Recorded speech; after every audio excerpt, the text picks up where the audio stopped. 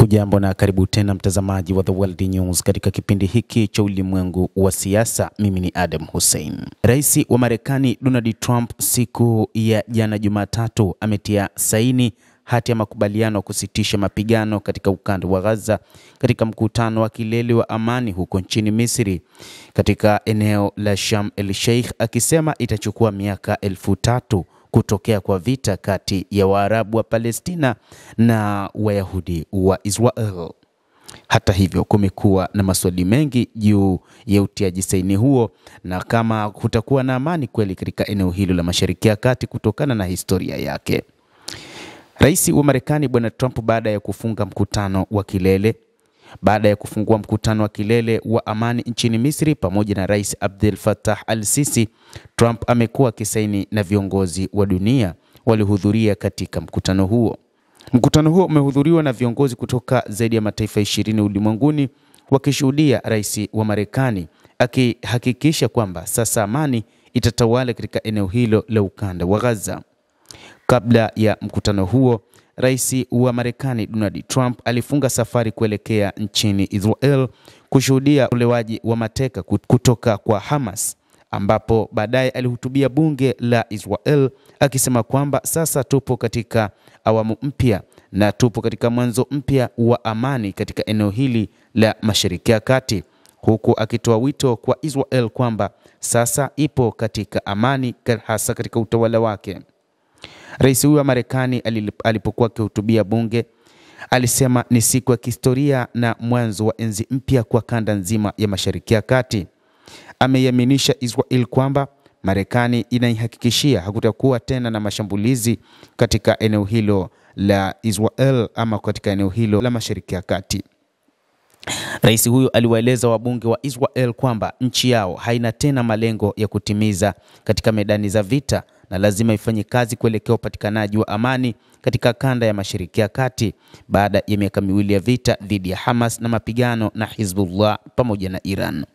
Ingawa makubaliano ya Marekani kusitisha vita kati ya Israel na Hamas yanasalia kuwa tete, lakini Trump anadhamiria kwamba hili litafanikisha amani ya kikanda.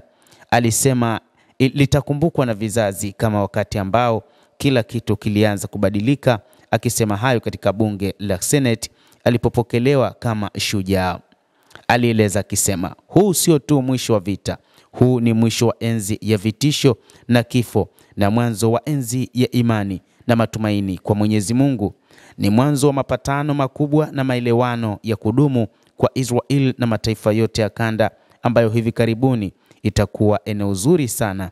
Ninaamini hivyo kwa nguvu sana. Huu ni mwanzo mpya wa kihistoria wa Mashariki ya Kati mpya, anasema rais huyo wa Marekani Donald Trump wakati akizungumza katika bunge la Senate.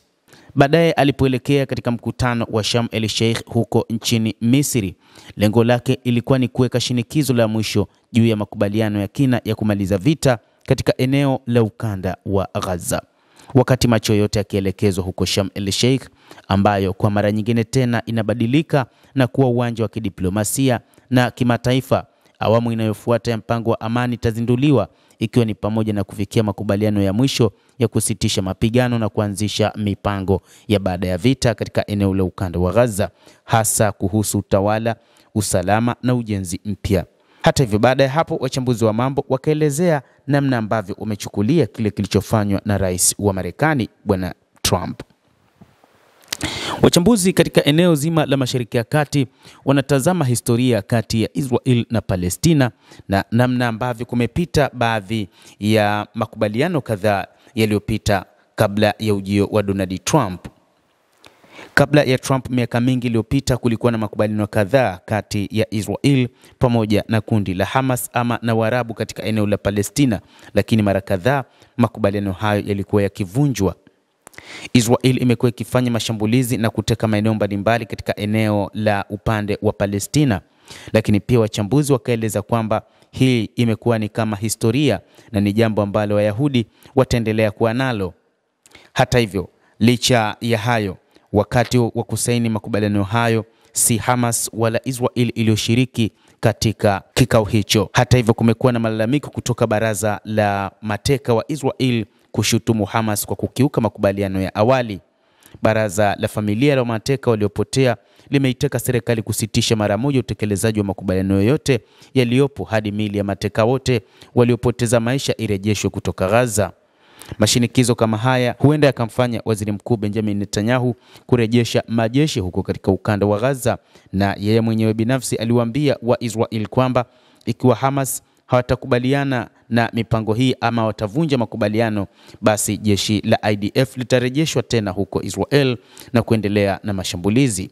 Baraza hilo lilieleza kuwa liliarifiwa kwamba ni miili ya mateka 4 tu ambayo ndiyo ingerejeshwa, ingawa Hamas ilithibitisha majina ya mateka hao 4 na kusema kuwa miili yao itarudishwa siku ya leo ya Jumanne.